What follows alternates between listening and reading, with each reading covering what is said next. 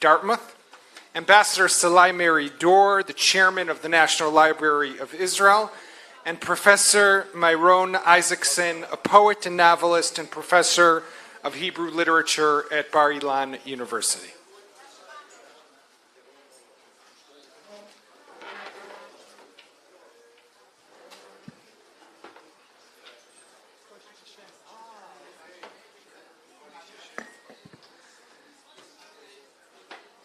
Okay, so we're here to talk about what it means to be a Jewish state, and I guess also to an extent what it means to be a Jewish people, with a focus on the national and cultural aspects. So we have a great prestigious panel. I thought we'd start with the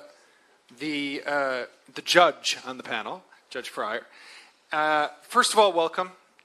And part of, I think, what seems to be happening in Israel right now is a clash between Jewish Israel and democratic Israel. And I'm curious how you, someone who, and if you're not familiar with the judge's story, maybe you could share a little yourself, but breaking glass ceilings in the U.S. and also specifically in the Hasidic community, someone like you who merges multiple identities and seemingly on the surface identities that would contradict one another, kind of like what you've been hearing here, the contradiction between being Jewish, being democratic as a state. How do you live with that clash, and how does that play out? So first of all, I want to just thank you for inviting me to be here. It's just an honor to be here and a privilege. As I was sitting in the audience and listening to all the speakers before me, I felt like I'm back in law school. It was amazing. The difference is, when I was in law school, we were studying history, and here history is being made, so it's very relevant. I also have to just give a disclaimer that as an acting judge in New York, I cannot discuss politics, not American politics or any country's politics, no court cases, no politics whatsoever. So I'm going to have to be very careful in how I answer the questions. I can really just share my story and my perspectives, but avoid any political undertones or overtones whatsoever. So in terms of my story was really a very personal journey. I never thought that I would be invited to speak anyplace. It was just me breaking through what I had always been told as a kid growing up. And that was, if you want to continue being religious and Hasidic, you have to really stay enclosed and sheltered in the insular world, and you can't go out in the outside world. And I always had a passion for law and, advocacy. So when I was a kid growing up, I took courses in school that prepared me to be a maskila, a secretary for lawyers. And in my mind, that was going to be the epitome, the glass ceiling that I could reach in my life. And I thought that I'd be very happy. And when I graduated high school, I was 17 years old. I got a job in working for lawyers. And I got married a year later to a nice Hasidic young man. And I was going to live the Beit Yaakov dream. I was going to be a secretary, and my husband was going to sit and learn Torah. And that was going to be the beginning and the end of my story. But what happened is that when I turned 30, it wasn't enough for me anymore. I was working for lawyers that were younger than me, and I said, well, why can't I do the same thing? So first I encouraged my husband to go to college, and I thought that he would vicariously live my dream for me. And at his college graduation, this little voice inside of me was very, very loud. Ruchi, now it's your turn, now it's your turn. And surprisingly, I had my husband's full-hearted support. Maybe in the beginning, not so much, but as he realized that I wasn't going to compromise anything, he was very proud of me. My parents were very proud of me. My in-laws were very proud of me. And I always wanted more. Then I wanted to go to college, then I wanted to go to law school, then I wanted to be a lawyer, then I wanted to be a judge. And that really is my journey. And I really believe that what most people thought would be a deficit for me or a drawback for me, which is my Hasidic background, I think actually is I didn't succeed in spite of it. I succeeded because of it. So when I was going through my journey, I kept it a secret. It was really secret. I didn't want to share it with anybody because there were naysayers every step of the way. And I shared it with my friends. We were all sitting around the table. Maybe it was like Pesach or Sukkot. I don't remember. We used to get together then. Our kids were little. And I told my close friends, can't be a secretary my whole life, and I'm going to go to college. And they said, well, Ruchi, what's your plan? What are you going to do? And I said, I made a plan because I didn't want to compromise any of my values. I still wanted to have children and raise a family. I just didn't want to become a savta in my rocking chair and tell my grandchildren, oh, Bobby could have been a lawyer, but I had to at least try. And I made a cheshbon. It would take me 10 years to get through school. And my friends laughed. Said, Ruchi, in 10 years we're going to be 30 years old or 40 years old. And guess what happened? 10 years later, we all turned 40, and I was a lawyer. And then in New York, to become a judge, you have to be admitted to the bar at least 10 years. So if you all figure out how old I am, it's okay. But that was my dream. And I also had tried to prepare myself because the naysayers had said, you'll never get through college. You'll never get through law school. And even if you do, you'll never pass the bar exam. And even if you do, the worst thing was you won't remain as religious. You won't remain as Hasidic. You're going to let go. And to me, that was the worst thing anybody could predict. And I said, why? Why do I have to make a choice of one over the other? Why can't I have the best of both worlds? And that was my personal journey. So I read books, how to prepare myself. I'm going out into the outside world. Now, in the Hasidic community, we are very strict, very, very strict. And we have some rules that somehow don't make sense to the outside world. But I keep all those rules because I realized that in order to protect myself, I have to make the gedarim for myself. And I found that all these rules that some people say are so restrictive, they were like seatbelts. They protected me. So I should reach my journey safely without getting hurt. And I learned that people, at least in America, want to have people to look up to.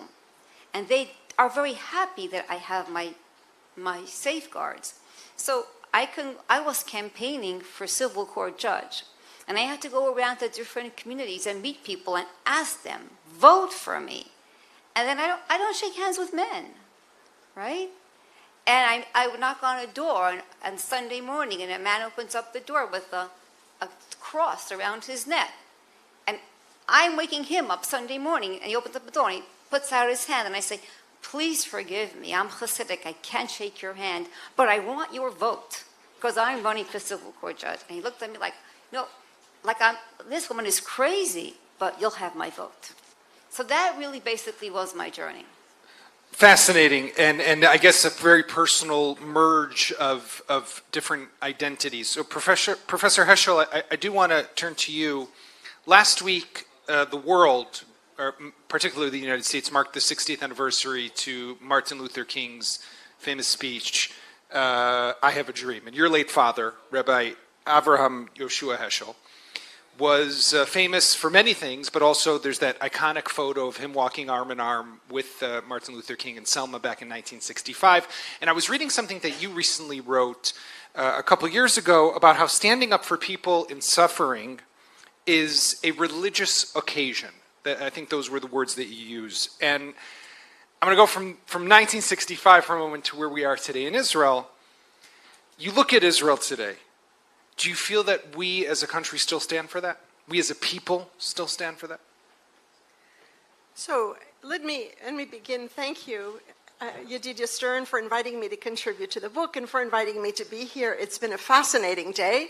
It's certainly a very different kind of discussion among Israeli intellectuals than one finds among Jewish intellectuals in the United States or in Europe. And so the contrast is quite interesting, and I look forward to discussing that when I go home with my friends, and we could talk about some of those differences.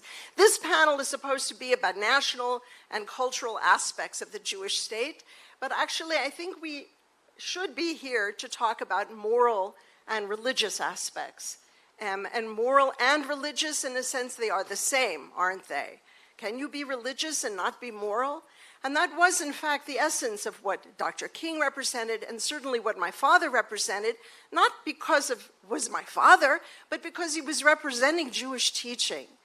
Because my father, in which you quoted, the compassion for the suffering of other people from my father, that was the essence of what it is to be a Jew. He wrote about it in his book on the prophets, which was tremendously influential among the leaders of the civil rights movement. And I have to just tell you, by the way, that when I was invited also to speak by Martin Luther King III for the 60th anniversary, and I was very touched, I always am, whenever I meet one of the civil rights leaders, they embrace me, they hug me, they tell me how grateful they are for my father. Let's remember, it was 60 years ago. To show gratitude 60 years later tells you what kind of a person this is. I appreciate that. It's a lesson for me. It's Musar. So my father, of course, he stood for compassion. What is it to be a religious person? What is it to be a prophet? To suffer terribly the injustice done to other people. So maybe we should talk about that aspect, the injustice. What is justice? Justice that we're debating essentially now regarding the Supreme Court here. Justice has to be for everyone. It's an inviolable principle, inviolable like life itself. Justice isn't just for me, my justice, but you have another justice. Justice is for all, or it's a meaningless idea. And that's the essence of what we're discussing in this debate in this country right now. Is there justice for everyone? So I would say also from my father, he spoke with passion, the passion of being a Jew, the passion that sometimes, as we all know, passion can get out of control. Passion, and I wrote a book about the Nazi theologians, passion can go in the wrong direction, and that's why we need democracy. We need the passion, but we need the democracy also to hold it in check, to make sure it follows the principles of justice. For my father, injustice was a metaphysical calamity, and he took it to his heart. Death, murder, disenfranchisement, which is going on today. You mentioned my father marched in Selma for voting rights that are now being eviscerated in certain states in the United States. That's terrible. It breaks my heart for my father. And for what reason? Why? Let me say one last thing. Justice is also for women. One of the big problems for me here, and one reason that I wanted to make Aliyah, and I didn't, and part of the reason was I didn't want to subject myself to the Rabbanut if, God forbid, I needed a divorce. Because the humiliation of that and the ability for bribery of a woman, the control that's in the hands of the man, which I have to tell you, historians like Bernadette Bruton have demonstrated the links between, on the one hand, enslavement and marriage. I won't go in there, but there is something. A man doesn't own his wife, and she should have the right to divorce him, and certainly if he's abusive. My father felt, and this is my last comment, that there must be pluralism, religious pluralism in Israel. And let me finally say, for the Rabbanut to restore its integrity, which it needs to do, the Rabbanut should make it as a principle throughout the country that racism is unacceptable and not in any way compatible with being a religious person. Thank you, Professor Heschel. Ambassador Meridor, in your article in the book behind us, The Jewish State that we're here for, you write about something called Ivriut Bimkom Yahadut, which I'm not exactly sure how to translate, but basically being Ivrim, instead of, not Ivrim as blind people, but in the biblical use of the word of Hebrew people as opposed to being Jewish people. So I'm curious, and you mentioned how this could be used as a way to bridge the rift and heal the divide between Israel and the diaspora. Please explain. Okay, first of all, thank you for having me. let me start with sharing that I am largely driven by fear for the future of the Jewish people. And it has been mentioned here a few times today. Towards the end, people were asked, are you optimist or pessimist? I wish I could say I'm an optimist. But I won't lie to myself, nor would I lie to you. I look at our history, I look at what we are facing, and I'm deeply concerned for our future as one people. So that's a nightmare to me. When I wrote about the issue of the Hebrews, it was within this context. What keeps us together, what may unite us, and what is unfortunately more divisive today than a uniting force. And to me, with all respect for the important role of religion in keeping us together for millennia, today religion plays more of a divisive role than a uniting role. From the very fact that most Jews in Israel won't define themselves as religious, many, I shouldn't say most, but many Jews in Israel are afraid of control of religious establishment. When you look at the diaspora today, among young Jews, many define themselves, I think, at the last report I saw, it was about 40% of ages 20 to 30 or something of the sort, as Jews of no religion. Let alone that many people who belong to synagogues, temples, congregations, whatever one names them, are not doing that largely driven by religion. But leaving all that aside, take one issue, okay, which I respect, the issue of kashrut. It kept us together because we couldn't eat amongst the goyim. So Jews could not drink with others, could not eat with others, so it kept us together. Today we cannot eat amongst ourselves. Okay, so we are keeping a special set for milk, a special set for this, and when we are eating without guests, we are... Follow me, be vegetarian. Okay, that's an option. That's an option. I'm not saying that in the context now of religion. Why did I say Hebrew? Because Hebrew represents what unites us as a people. When Heschel had the Judenstaat, well, Micha was mentioning before, it was the state of the Jews. It was not a religious state. When in the Declaration of Independence that has been mentioned here time and again today, it was mentioned a Jewish state. It was in the context of an Arab state, and the Jewish state following the partition resolution. It wasn't a Muslim state and a Jewish state, a Christian state and a Jewish state. It was an Arab and Jewish in the national context.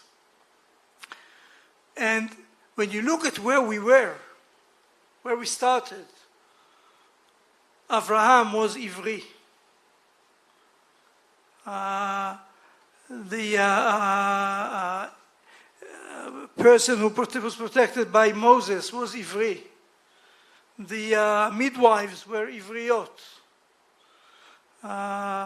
Yonah, when found on the ship, Ivri Anochi. We were Ivrim, we were Hebrews. When you look at early Zionism, early 19th century, and the 20th century, late 19th century, early 19th, everything here was Hebrew.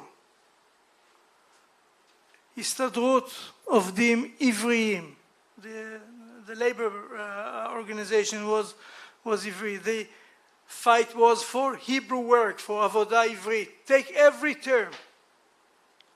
When Begin got out of the underground and made a statement, a day after Ben-Gurion made the Declaration of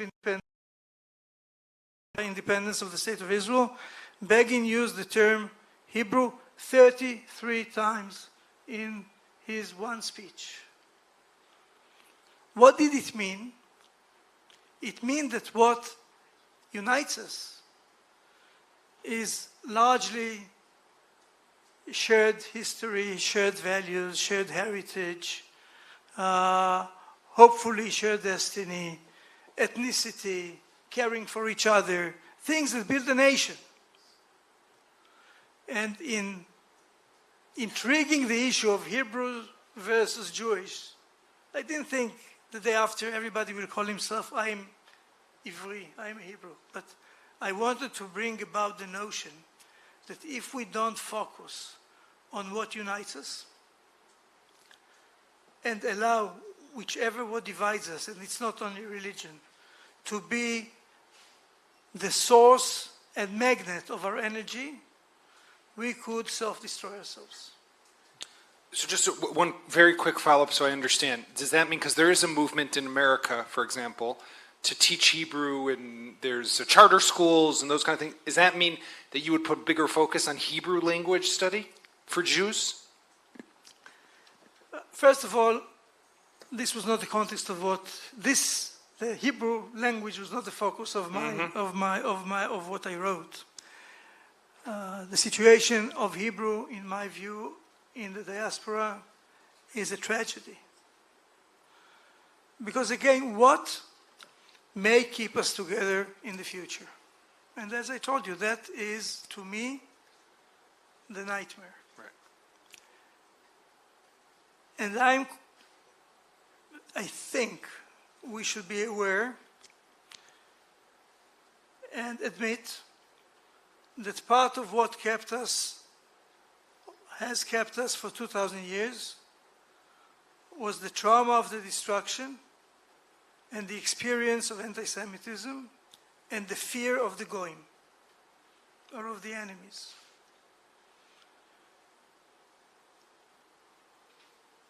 If we want to build our future only on the strategy of we can trust anti-Semites to keep us together, that's an option.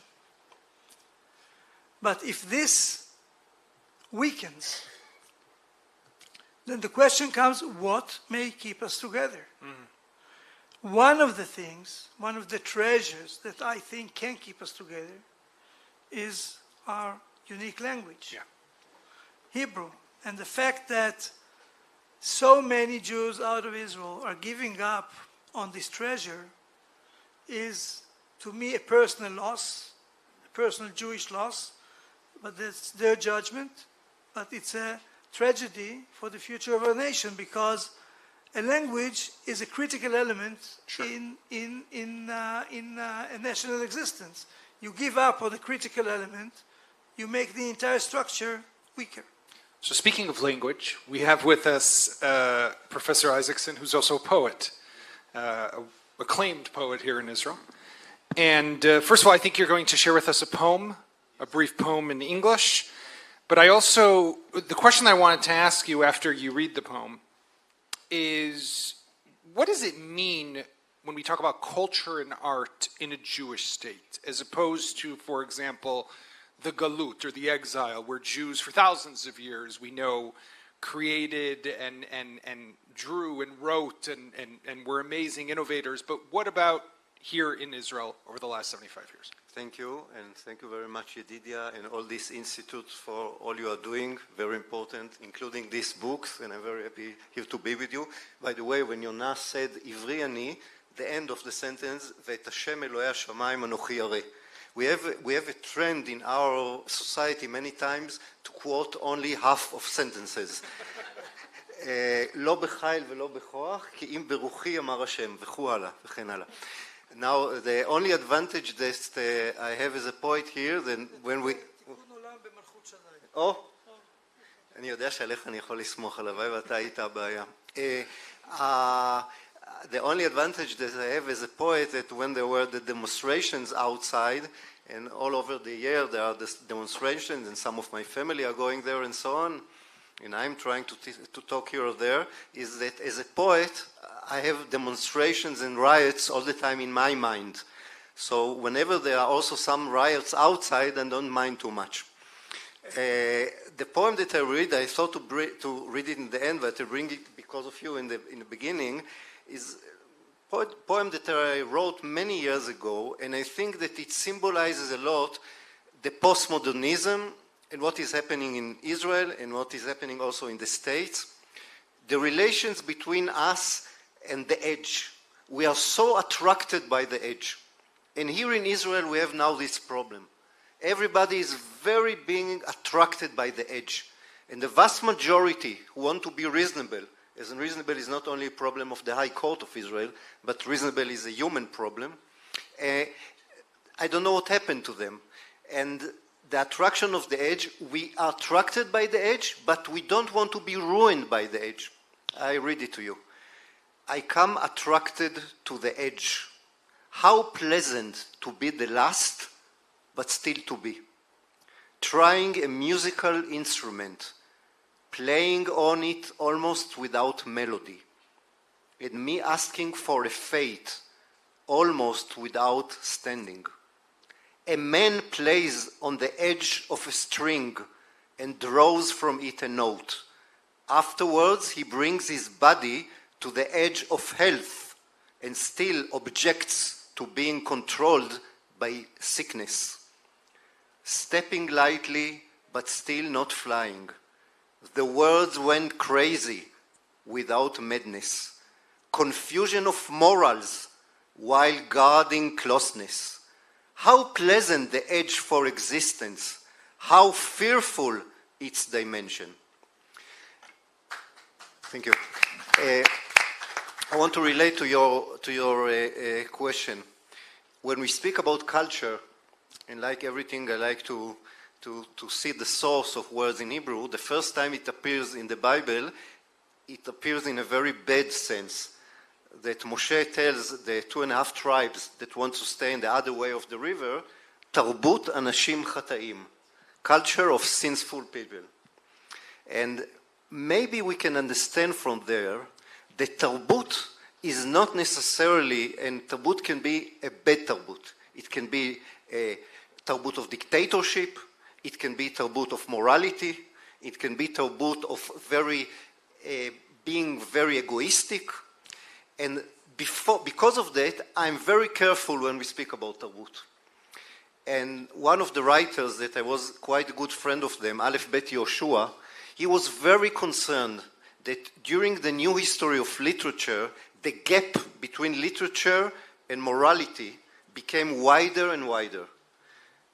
In recent or ancient romance, the question of morality, the morality of the main figures, the main heroes, was very important. Today, also in the Israeli literature, questions of morality are disappearing. Also, when we judge books, if I judge it through morality stick yards, people would say you are old-fashioned.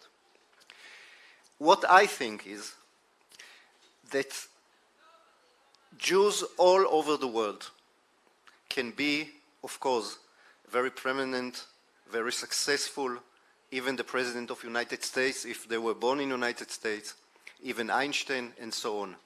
But building a Jewish culture, the right culture, can be done only in Israel.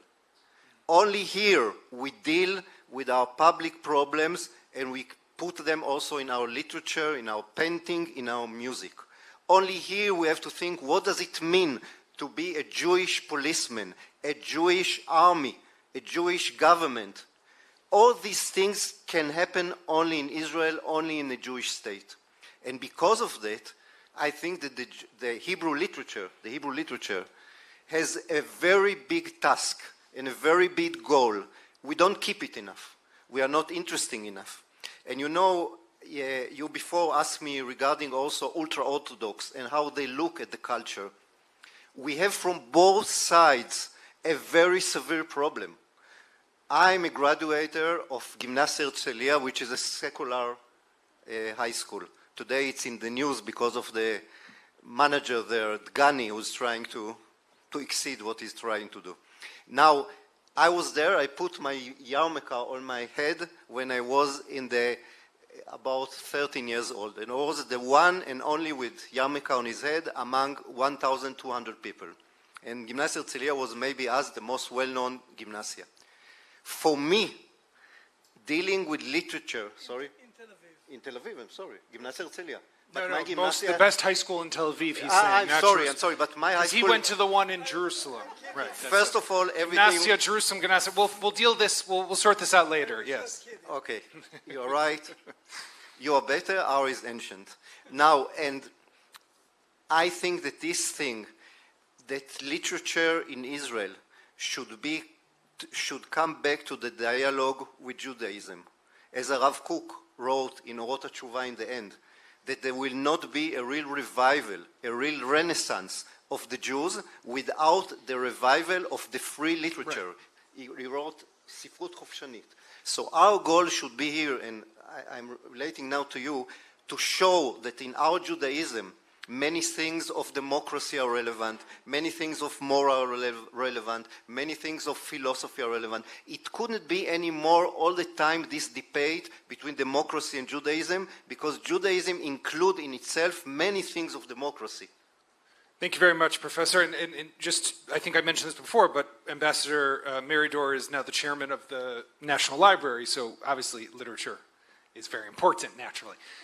Judge Freier, I do want to get back to you. I'm curious, first of all, I want to ask you a different question, but I'm curious if you have some response to some of what was said here, because there was some talk about Jewish identity and the role of religion, and I'm wondering if you, as someone who's very religious, in her political identity also, as you told us the story of the guy with the cross and not shaking his hand. Mm-hmm. And I know, for example, now you're on the Democratic ticket. You're up for election because you're acting on the Supreme Court of New York, but you're running now for a permanent spot. I actually won the primary, so I was one out of the 6 that were nominated. Right. There'll be a general election in November, but that's really just like a rubber stamp. It'll be like pick 6 out So of basically you got it already. Okay. Well, Congratulations.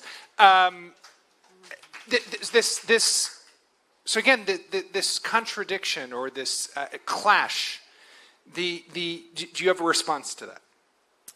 I have thoughts. Okay. First, I want to just say that what you said about your father marching with Martin Luther King, I want you to know that I personally have experienced discrimination by my very own people because of the things that I have done. And I'm sharing it with you, but I don't always share it wherever I go. I'm sharing it with you because I feel I'm in a room of people who really care about issues that are confronting us as Jews, and therefore I want to share with you what I experienced when I ran for the Supreme Court nomination a few weeks ago.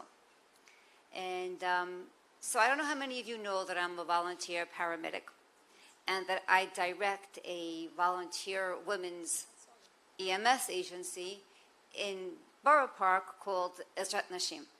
Now, unlike Israel, where women serve in EMS, women serve in the army, in America, or in New York, in the Jewish community, all the real good emergency responders that existed until I came along were men. And they saved thousands of lives, and they were wonderful. And we almost like worship them as heroes of our community.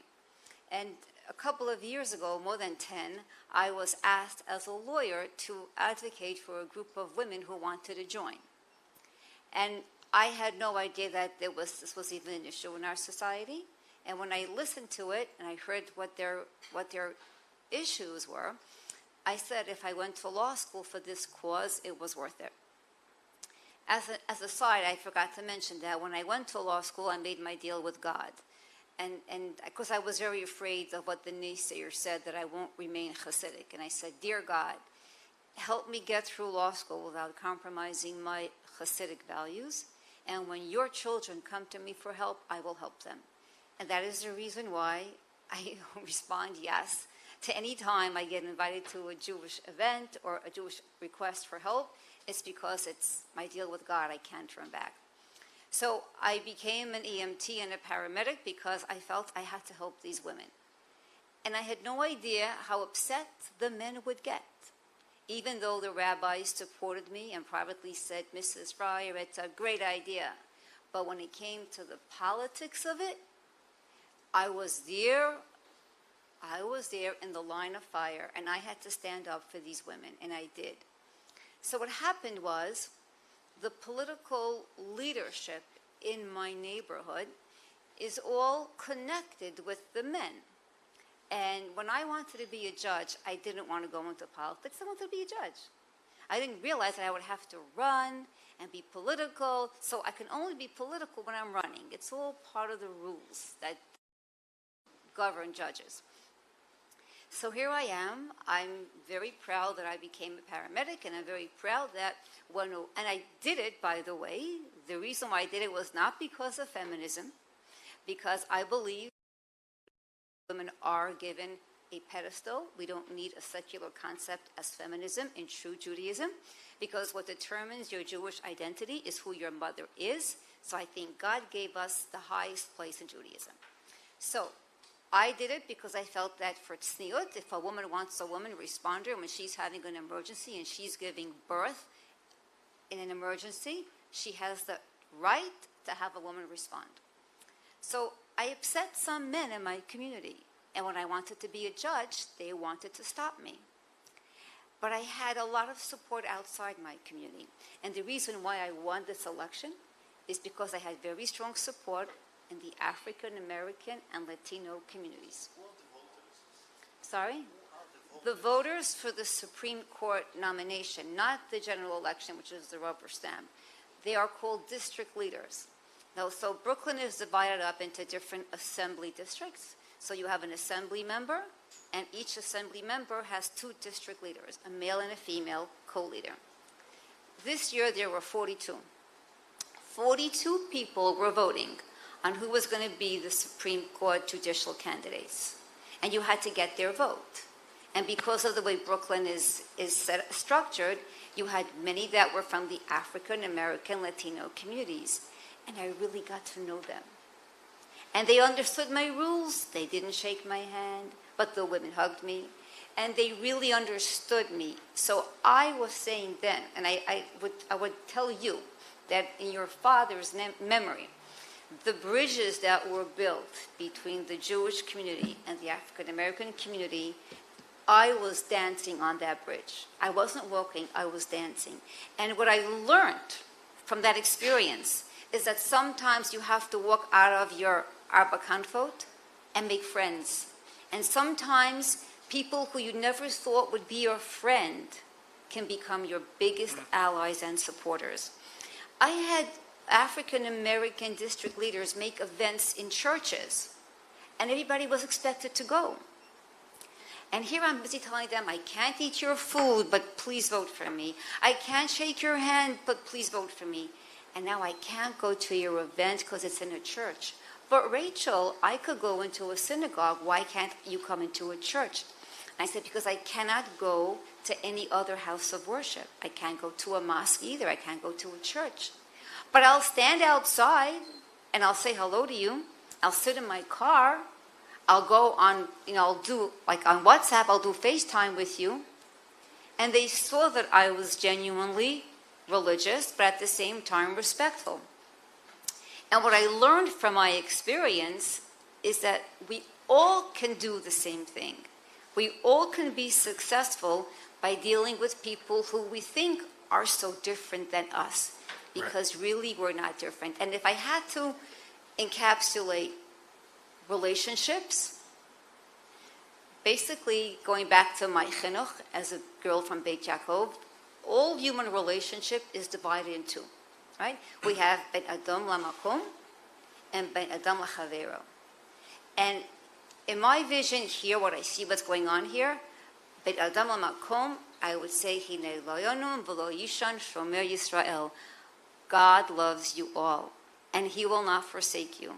And he knows our challenges and he knows our problems because God created them for us. But from every challenge, we can grow stronger.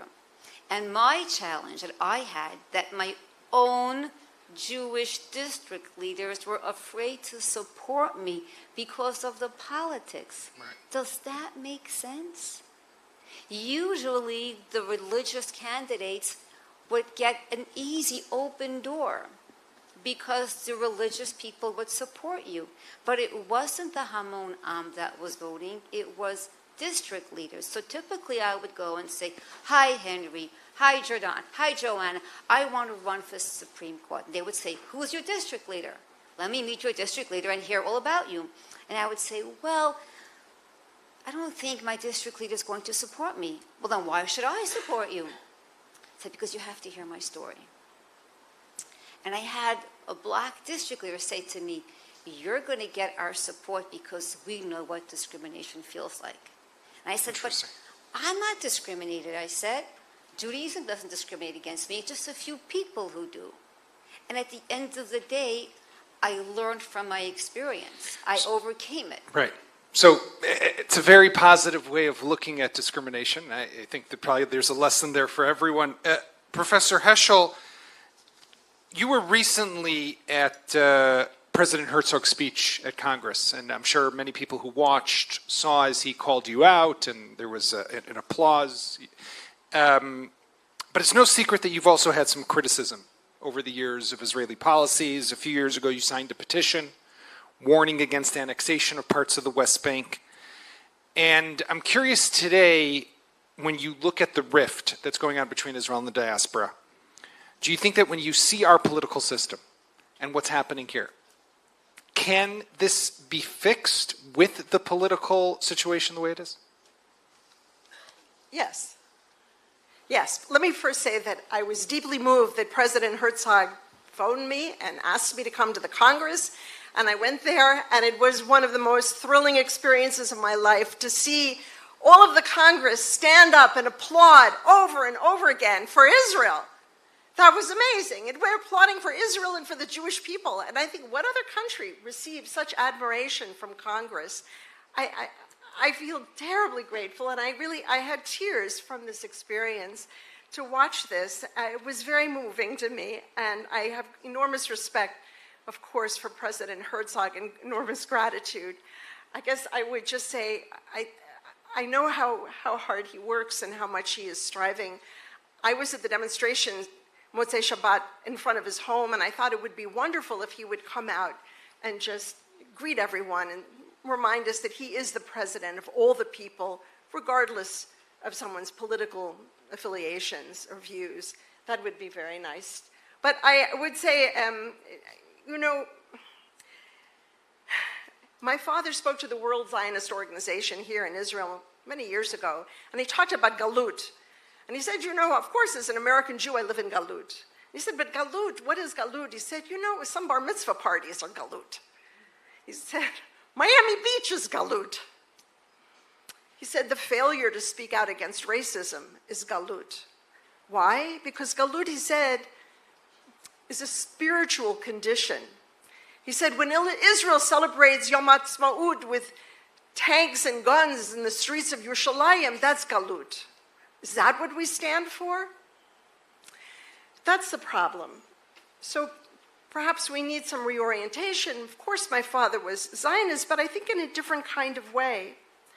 And, earlier when Micha Goodman was talking about Theodor Herzl, I'm not sure he read Alton Neuland, and he's welcome to come to the modern Jewish history classes I teach at Dartmouth College, because Alton Neuland is not about what Zionism can do for the world. Alton Neuland is about how in Israel there should be like Vienna.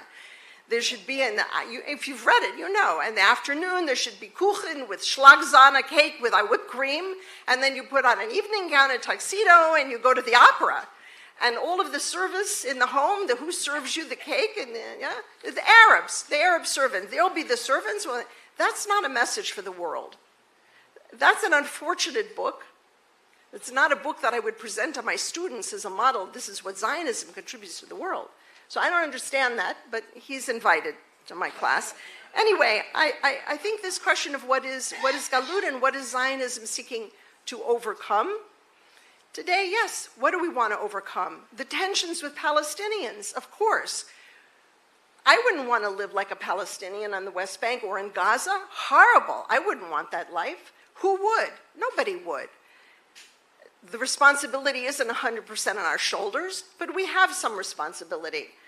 And we need to work on this. And that's why people come in outside, people who really don't know anything about Israel or Zionism, people who don't know. They say, what about these Palestinians? What's happening? And that needs to be addressed. And that would be the kind of galut that we also need to overcome for Zionism. And I would also just say, you know, the OECD that does a ranking every year of gender equality, Israel's dropping. We're now at the lowest level. That's a problem. I don't think that feminism is something secular that's imported to Judaism any more than nationalism is something that's imported to Zionism. It's okay, it's fine. Feminism is about, and I have a book coming out that I wrote with Sarah Imhoff called Jewish Studies and the Woman Question. We interviewed over 80 women about their experiences in the field of Jewish studies, and we found a lot of instances of harassment, discrimination, abuse. There's rape. Rape. That's what feminism is about, ending all of that. That has to stop. So I see it's also, by the way, issues of gender inform how we think about the world. How we think about the world. We have to overcome the sense that one is the master and the other is the underling. Yeah? So, Ambassador Meridor, we do have you, and I want you to put on your ambassadorial hat for a moment, because it would be amiss not to ask you also about the political situation and the tension right now between Israel and the United States. And you were ambassador, correct me if I'm wrong, when Netanyahu came back in 2009 as prime minister, and did have his first visit with President Obama then. So you saw also how quickly a prime minister is invited to Washington, how that's not happening now. And just in everything that we're talking about, there's the political tension, but there's also the Jewish tension between the different communities in Israel and in the diaspora. Assuming this government's not going anywhere, it's only going to get worse?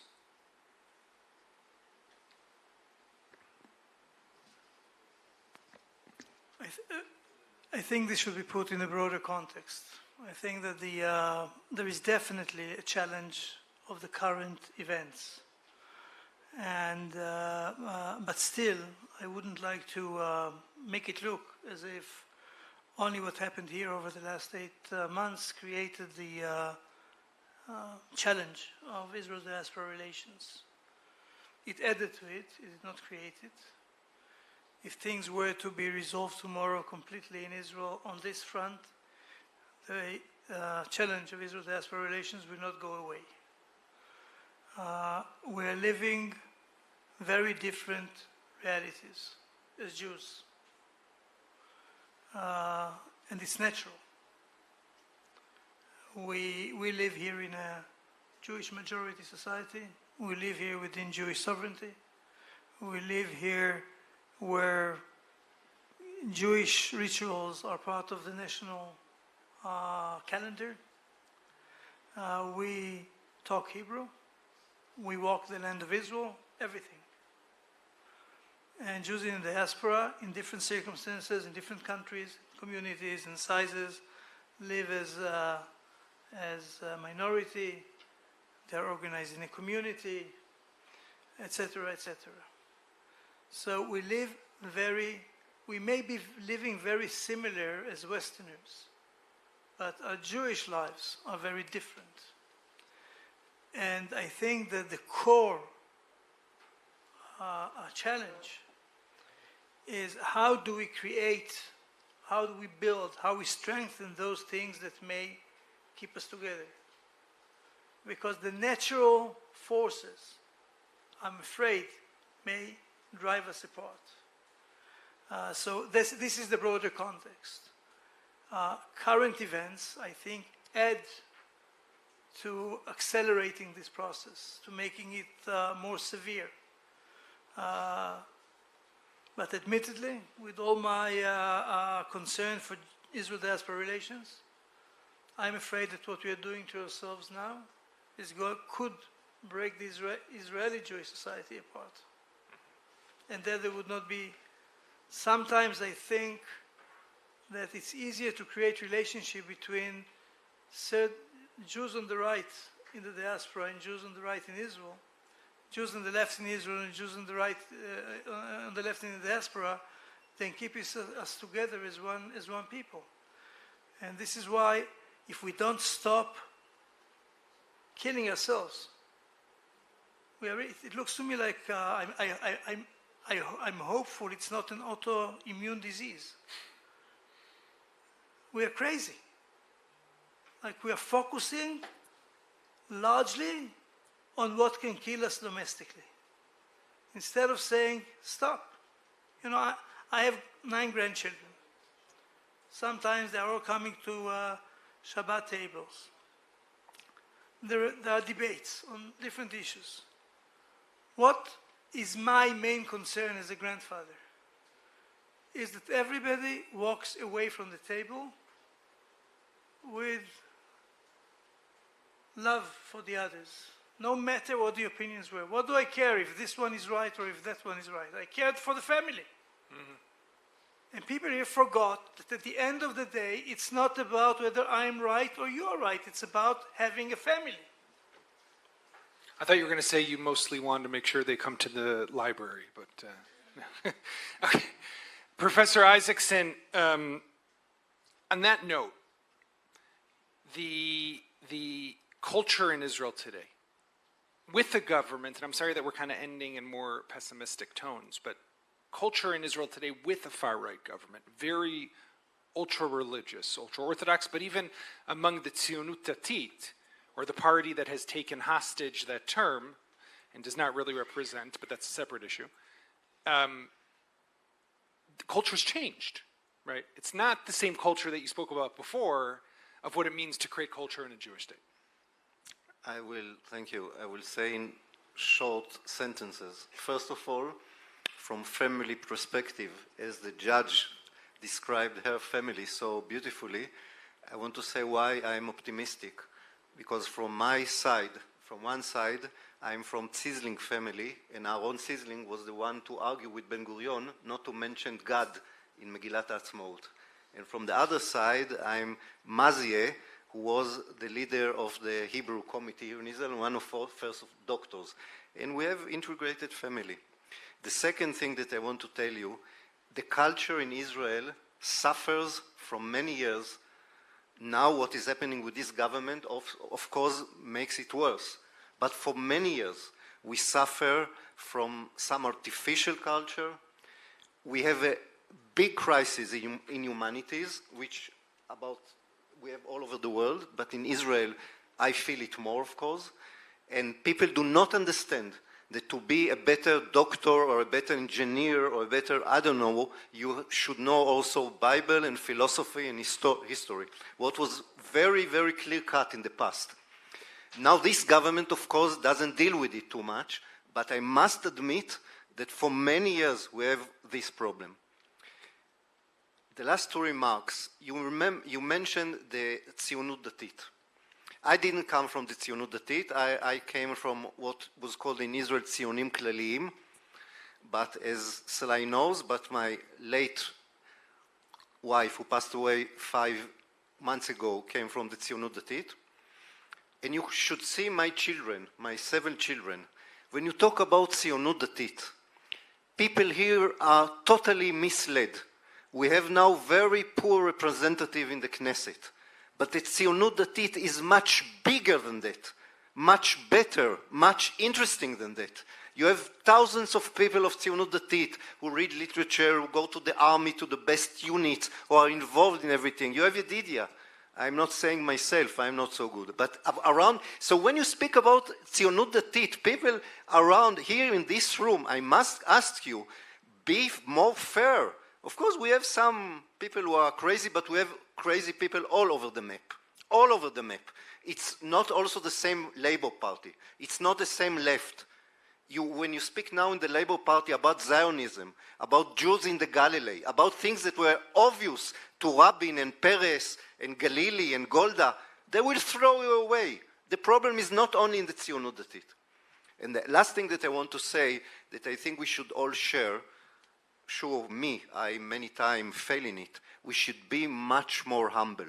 Our politicians and our philosophers and our thinkers, all the time we think that we know everything, and we are so decisive, and we are so know what should be done, and most of the time I'm mistaken. We should bear it in mind. We are many times mistaken. And I remember that once, before the withdrawal from Gush Katif, I heard one rabbi who spoke in Bar-Ilan University in a very firm way. It shouldn't do it, and you shouldn't do it. I don't know if he was right or wrong, but I came to him afterwards. And this is only a symbol. I asked him, dear Rabbi, you know much more than me. But if somebody will come to you and will ask you whether this chicken is kosher or not, you will check and think, and you know, and you will ask about. Here we are being asked about the policy of the government, about the fate of Israel. At least think some more. At least check some more. At least don't be so determined. And this problem is not only the problem of Rabbanim.